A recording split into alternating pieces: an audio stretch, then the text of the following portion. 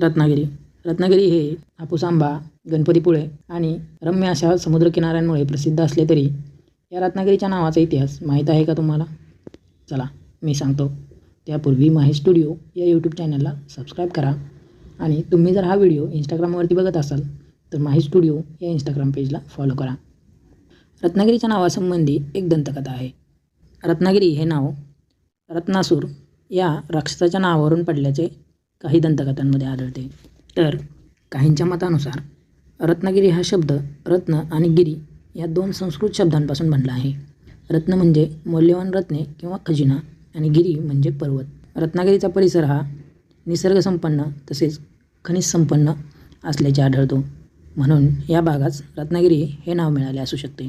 रत्नागिरीचा उल्लेख सातवाहन साम्राज्याच्या काळात आढळतो. सातवाहनांनी या भागात बराच विकास केला होता.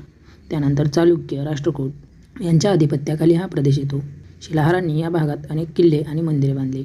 छत्रपती शिवाजी महाराजांनी या भागावर विशेष लक्ष दिले.